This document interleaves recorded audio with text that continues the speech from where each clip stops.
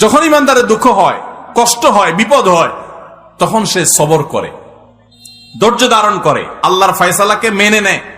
এই সবর করার বিনিময়ে আল্লাহ তাআলা জান্নাত দিবেন তাকে। আস-সাবরু সাওয়াবুহু আল জান্নাহ ইন্নামা ইউওয়াফাস সাবিরুনা আজরাহুম বিগাইরি হিসাব। আপনারা কি জানেন কিয়ামতের ময়দানে কোন ইমানদারকে, কোন মানুষকে আল্লাহ তাআলা কোন হিসাব করে বিনিময় দিবেন না, বিনা হিসাবে দিবেন, যে হিসাব নিকাশ নাই, বিনা হিসাবে ঢেলে দিবেন আল্লাহ তাআলা কাকে জানেন? একমাত্র ব্যক্তি সবরকারী। কোন ব্যক্তি? যে অসুখে সবর করেছে, বিপদ আপদে সবর করেছে, মানুষের কটুকতায় সবর করেছে, অসুখ বিসুখে সবর করেছে, মুসিবতে সবর করেছে, ধৈর্যের পাহাড় হয়েছে, ধৈর্য ধারণ করেছে, সবর করে ঢোক গিলেছে, সবর করে নিজেকে নিয়ন্ত্রণ করেছে, কোনো কষ্টে হাহুতাশ করে নাই, নাশুকুরি করে নাই, আল্লাহর কুফরি করে নাই, গালিগালাজ করে নাই, মুখ খারাপ করে নাই, ভাঙচুর করে নাই, নিজেকে নিয়ন্ত্রণ করতে পারছে, ধৈর্য ধারণ করতে পারছে, ধৈর্যের ঢোক গিলতে পারছে যে ব্যক্তি, এই ব্যক্তি সম্পর্কে আল্লাহ বলেছেন ইন্নামা ইউওয়াফাস সাবিরুনা আজরাহুম বিগাইরি হিসাব। সবরকারীদের বিনিময় আল্লাহ রাব্বুল আলামিন কিয়ামতের ময়দানে কোন হিসাব নিকেশ করা ছাড়া, তুমি নামাজ কয় ওয়াক্ত পড়ছো, রোজার কতগুলোর সওয়াব পাবা, সুবহানাল্লাহ কতবার পড়ছো, আলহামদুলিল্লাহ কতবার পড়ছো, কয়বার কোরআন খতম দিছো, কয়বার কি ভালো কাজ করছো, এই সমস্ত হিসাব নিকেশ নাই বান্দা। তুমি সারা জীবন সবর করেছো, সব ক্ষেত্রে সবর করেছো, আজকে তোমার দেওয়ার ক্ষেত্রে কোনো হিসাব নিকেশ নাই, বিনা হিসাবে আল্লাহ তাআলা ঢাইলা দিবেন। সবর করবো তো ইনশাআল্লাহ। বাংলা একটা প্রবাদ আছে, সবুরে মেওয়া ফলে। সবুরে মেওয়া ফলে। মেওয়া মানে বুঝেন? মেওয়া মানে ফল। সবর যখন মানুষ করে একটা সময় আল্লাহ তাআলা ফল দেন। ভাইরা আমার, পৃথিবীতে একটি মানুষ, ভালো করে শুনে রাখেন, পৃথিবীতে একটি মানুষ দেখাতে পারবেন না যে সবর করে সে ক্ষতিগ্রস্ত হয়েছে। আপনি বলবেন দুনিয়াতে সে বহুত সবর করছে, যতই সবর করছে মানুষ তার উপর আরো চাপায়া পড়ছে। আমি বলবো যদি সে আল্লাহর জন্য সবর করে থাকে তো হাতির মতো মরলেও লাগ, বাঁচলেও লাগ, তার এই সবরের বিনিময়ে আল্লাহ তাআলা দিবেন না দিবেন না? দিবেন। আর বেশিরভাগ ব্যক্তি সবরের ফলাফল দুনিয়াতেই দেখে যায় ভাইরা আমার। আর যে সবর করে না, আপনার ধরেন একটা অসুখ বিসুখ হয়েছে, আপনি এখন গালিগালাজ করলেন, হ্যাঁ, আপনার একটা বিপদ হয়েছে, আপনি আল্লাহকে, ফেরেশতাদেরকে, আশপাশে মানুষদেরকে গালিগালাজ করলেন, মুখ খারাপ করলেন, ভাঙচুর করলেন, তাতে কি আপনার বিপদটা দূর হয়ে যাবে? আমার কথা কি বুঝতেছেন? কোন একটা পেরেশানি আসলো, ভাঙচুর করলেন, অস্থির হয়ে গেলেন, জামা কাপড় ছিঁড়লেন। অনেকে আছে নিজের আত্মীয় স্বজন মারা গেলে ধৈর্য ধারণ করতে পারে না। আমি নিজে কানে শুনেছি এরকম অনেকে, নিজের নাতি মারা গেছে, ছেলেটা মারা গেছে, তো বলে আজরায়েল কি চোখ খাইছে, আর মানুষ দেখলো না, আমার নাতিটারানি দেখলো, একটা মাত্র দিছে আল্লাহ তাআলা, বংশের মধ্যে ওইটাই আল্লাহ তাআলা নিয়ে গেল। এরকম অনেকে বলে, কি বলে না? কুফরি, ঈমান চলে যাওয়ার মতো কথা। আল্লাহ রাব্বুল আলামিন দিয়াও পরীক্ষা করেন, নিয়াও পরীক্ষা করেন। দেওয়ার পরও মনটাকে ছোট করে আল্লাহর দিকে শুকরিয়া আদায় করে নিজে অবনত থাকা, এটা হলো পরীক্ষা জেতার পথ। আর আল্লাহ যখন নিয়ে যান তখন সবর করে ঢোক গিলতে পারা, এটা হলো সবর। আল্লাহ আমাদের সবাইকে তৌফিক দান করুন। আমরা সবর সবাই করি। কখন করি? মনে করেন মসজিদ থেকে বাইরে দেখেন জুতাটা নাই, মোবাইলটা ভুলে উজুখানায় থুয়া মসজিদে ঢুকছেন, এসে দেখেন মাত্র নামাজ পড়ে আসছেন, টুপিটা মাত্র খুলছেন, এখন দেখেন মোবাইলটা নাই, জুতাটা নাই। এবার চোরের মা বাপ, 14 গোষ্ঠী, চাচা চাচি, নানা দাদা যা আছে একটা একটা করে লিস্ট তালিকা ধরে গালিগালাজ করলেন। করে টোরে যখন দেখছেন হ্যাঁ গালিগালাজ করে তো লাভ নাই, চোর তো নিয়ে পালাইছে। এবার আর যখন কিছু করার নাই, গালিগালাজ করে টোরে মাথা যখন একটু ঠান্ডা হয়েছে, এবার বলতেছেন যাক আল্লাহ ভরসা, সবর করি, আর কি করব, আছে না নাই? সব গালিগালাজ দিয়া সাইরা এরপরে যখন দেখছেন হ্যাঁ হ্যাঁ গালিগালাজ তো দিলাম, লাভ তো হলো না, মোবাইল তো পাই নাই, বেটা তো নিয়ে পালাইছে। এবার আমরা শেষে বলি কি, যাক কি আর করা, আল্লাহ ভরসা। আরে চোর মোবাইল নিচ্ছে, আমার কপাল নিতে পারে নাই, থাক সবর করলাম। এটার নাম কি সবর? নবী করিম সাল্লাল্লাহু আলাইহি ওয়াসাল্লাম বলেছেন ইন্নামাস সাবরু ইনদা সাদমাতিল উলা। প্রথম ধাক্কা যখন আসবে, হঠাৎ করে শুনলেন বাপ মারা গেছেন, মা মারা গেছেন, ছেলেটা মারা গেছেন, অ্যাক্সিডেন্ট হয়েছে, বড় বিপদ হয়েছে, ওই সময় যদি নিজেকে ধরে রাখতে পারেন, দাঁত খিচে না আমার মুখ দিয়ে কোনো খারাপ কথা বের হবে না, আমার আল্লাহ আমার পরীক্ষা নিচ্ছেন, আমি সবর করব। যদি নিজেকে নিয়ন্ত্রণ করতে পারেন, এর নাম হলো সবর। গালিগালাজ করে আর সব শেষ করে এরপরে বললেন যা কি আর করা, সবর করলাম, তো এর নাম সবর না, এর নাম 2 নাম্বারই। কথা কি বুঝতে পারছেন? অনেকেই আছে দেখবেন বাসায় গিয়া হয়তো কোন একটা জিনিস উল্টাপাল্টা দেখছি, আচার বিচার ভাঙচুর করে এরপরে একাকার করে যখন দেখছে মাথাটা একটু ঠান্ডা হয়ে আসছে, এবার যাক যা হয়েছে হয়েছে, যাক ভুলে যাও, আল্লাহ ভরসা, সবর করলাম, কি আর করা, আছে না নাই? এই 2 নাম্বারের নাম সবর।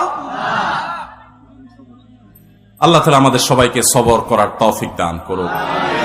সবরের ওয়াজ করা যত সোজা, সবর করা কিন্তু এত, বসাই দিলে আপনিও বহুত কথা বলতে পারবেন, কিন্তু ওই ঠেলায় যখন পড়বেন, বিপদে যখন পড়বেন, কঠিন পরিস্থিতির মুখে দাঁড়িয়ে বিপদের মধ্যেও হাসতে পারা, এটা খুব সহজ কথা না ভাই। শত শতবার কোরআন খতম দেওয়া সহজ, হাজার হাজার রাকাত নফল নামাজ পড়া সহজ, শত শতবার দিন নফল রোজা রাখা সহজ, হাজার হাজার লক্ষ লক্ষ কোটি কোটি টাকা দান করাও সহজ। মহা কঠিন সময়ে নিজেকে নিয়ন্ত্রণ করে সবর করতে পারা, এটা এত সহজ। ও আরশে আজিমের মালিক, আপনি আমাকে, আমার ভাই বোনদেরকে, আমাদের সবাইকে আল্লাহ আপনি সবর করার তৌফিক দান করেন, সবরকারীদের কাতারে শামিল করে দেন মালিক, ধৈর্যের পাহাড় হওয়ার তৌফিক দান করেন। আমি জীবনে কিছু সবরকারী মানুষ দেখেছি, কিছু মানুষ দেখেছি। আমেরিকাতে এক আল্লাহর বান্দি বাংলাদেশী এই কিছুদিন আগে মারা গেছেন। ওনার অনেক কথা শুনেছি অন্যদের কাছে, এবং বিভিন্ন সময় বিভিন্ন ডোনেশন করতেন, বিভিন্ন বিষয়ে যোগাযোগ করতেন। এত বিপদ আপদের মধ্য দিয়ে একটা মানুষের জীবন পার হইতে পারে, যেটা কল্পনা করলেও আমরা কল্পনা আনতে পারবো না যে বিপদ আপদ কত ভাবে হতে পারে। শুরুতেই স্বামী অমানুষ, তালাক দিয়ে দিয়েছে, এরপর সারাটা জীবন ভুগছেন ক্যান্সারের মতো রোগে, সেটাতেও পা কেটে ফেলে দিতে হয়েছে, এরপরে একটা একটা করে কয়েকটা অঙ্গ কেটে ফেলে দিতে হয়েছে, বিছানায় শয্যাশায়ী। এরপরও আল্লাহর বান্দের মুখে কখনো অভিযোগ ছিল না। তিনি বলতেন আমার মালিক আমার উপর খুশি আছে কিনা, আমার টেনশন সেটা, হাত যাক, পাও যাক, মাথা যাক, শরীর যাক, জীবন যাক, এটা আমার ইস্যু না। যত কষ্ট হয় আপনারা আমার জন্য দোয়া করবেন, আমি যেন সবরটা করতে পারি। ঈর্ষা হয়। আমি চিন্তা করলাম সুবহানাল্লাহ, অনেক লম্বা লম্বা ওয়াজ তো করা অনেক সহজ, এই মহিলার মতো এরকম সবরের পাহাড় হতে পারা তো কঠিন কাজ। আল্লাহর কত প্রিয় বান্দি হলে আল্লাহ তাকে এতটুকু তৌফিক দিয়েছেন। কোরআনে কারিমে আল্লাহ রাব্বুল আলামিন আল্লাহর কাছে সবর চাওয়ার শিক্ষা পর্যন্ত আমাদেরকে দিয়েছেন। আল্লাহ আমাদের সবাইকে সেরকম সবর করার তৌফিক দান করুন। আমাদের সবরের অবস্থা কি জানেন? পত্রিকায় কয়দিন পর পর দেখি বিয়ে বাড়িতে চিংড়ি মাছের সাইজ ছোট, সেজন্য 3 জন নাই। শুনেন না আপনারা? হ্যাঁ, দই নিয়ে 1 জন মারা গেছে বলে। আবার ওয়াজ করতেছি ব্রাহ্মণবাড়িয়ার মাটিতে বসে। আপনারা মন খারাপ করেন না, ব্রাহ্মণবাড়িয়া না, এই ব্যাপারে গোটা বাংলাদেশের সব জায়গার মানুষই কম বেশি আমরা বেসবর, ঠিক না? ঠিক ভাইরা আমার, কোন মুখে আল্লাহর কাছে জান্নাত দাবি করব বলেন? নবীদেরকে জীবন্ত করাত দিয়ে টুকরা করে ফেলা হয়েছে, আগুনে নিক্ষেপ করে ফেলে দেওয়া হয়েছে, একটার পর একটা ভয়াবহ পরীক্ষা নেওয়া হয়েছে। আল্লাহর নবী হওয়ার পর, আল্লাহর রাসূল হওয়ার পর তিলে তিলে তিলে তিলে আল্লাহ তাআলা তাদের পরীক্ষা নিয়েছেন, কষ্ট দিয়েছেন। শুধু তাদের নয়, নবী সাল্লাল্লাহু আলাইহি ওয়াসাল্লাম বলেছেন ইন্নাল্লাহা ইযা আহাব্বা কওমান ইবতালাহুম, আল্লাহ যখন কোন জাতিকে, কোন সম্প্রদায়কে, কিছু মানুষকে যখন আল্লাহ বড় বেশি ভালোবাসেন, তখন আল্লাহ তাদের পরীক্ষা করেন, তাদের বিপদ দেন, মুসিবত দেন, একটার পর একটা, একটার পর একটা মুসিবত দিতে থাকেন, আল্লাহ পরীক্ষা করেন, আল্লাহ বান্দার ঈমানকে পরখ করেন। আমি কিছু মানুষকে দেখেছি, তারা বলেছে ভাই নামাজ কালাম একসময় পড়তাম না, কই দিনকাল তখন এত খারাপ ছিল না, এখন নামাজ কালাম পড়া ধরছি, হালাল হারাম বাজ বিচার করা ধরছি, সুদ ছেড়ে দিয়েছি, ঘুষ ছেড়ে দিয়েছি, 2 নম্বর পথ ছেড়ে দিয়েছি, এখন দেখি ব্যবসা বাণিজ্য সব দিন দিন নাই হয়ে যেতেছে, সব পায়ের নিচ থেকে মাটি সরে যাচ্ছে। আমি বললাম যে এটাই হলো আল্লাহর পরীক্ষা। আল্লাহর দিকে যখন আসে কেউ, আল্লাহর দিকে আগায়, সে কি আসলেই আগাচ্ছে কিনা, সে কতটা পিওর, তার ভিতর থেকে সে অগ্রসর হয়েছে কিনা, আল্লাহ তাআলা ধাক্কা দিয়ে পরীক্ষা করেন। ভাইরা আমার, চুলের থেকে নুন খসলে আমাদের হাত সামনে চলে আসে, ঠিক না বে ঠিক? টোটা সামনে চলে আসে, আমরা হাতা গোছানো শুরু করে দেই। এগুলা কোন ইমানদারের চরিত্র। নবী করিম সাল্লাল্লাহু আলাইহি সাল্লাম বলেছেন, সাহাবীদের সাথে একবার যাচ্ছিলেন উনি কোথাও, তো এক জায়গায় এরকম জটলা পেকে গেছে। জটলা পাকা দেখে নবী সাল্লাল্লাহু আলাইহি ওয়াসাল্লাম জিজ্ঞাসা করলেন, কি হচ্ছে এখানে? বললেন যে, ইয়া রাসূলুল্লাহ, এখানে কুস্তি চলতেছে, এক বীর, মারাত্মক শক্তি তার সাথে কেউ পারতেছে না, যে আসতেছে একটার পর একটা সবগুলারে কাজ করে ফেলা দিচ্ছে, তার সামনে কেউ পারতেছে। তখন নবী করিম সাল্লাল্লাহু আলাইহি ওয়াসাল্লাম বলেছেন, তোমাদেরকে কি আমি বলে দিব এই লোকটার চাইতে বড় বীর কে? এ তো বাহাদুর খুব, এর চাইতে বড় বীর, এর চাইতে বড় শক্তিশালী মানুষটাকে জানো? সাহাবীরা বলেন, ইয়া রাসূলুল্লাহ, অবশ্যই বলেন, এর চাইতে বড় শক্তিশালী মানুষকে আমরা তো জীবনে দেখি নাই, কে সে? নবী সাল্লাল্লাহু আলাইহি ওয়াসাল্লাম বলেছেন, আসো তার সাথে পরিচয় করাই। এই লোকটা যে অনেক বেশি শক্তিশালী, সে অনেক বড় কুস্তিগীর, সে সব মানুষকে কুপকাত করে দিচ্ছে।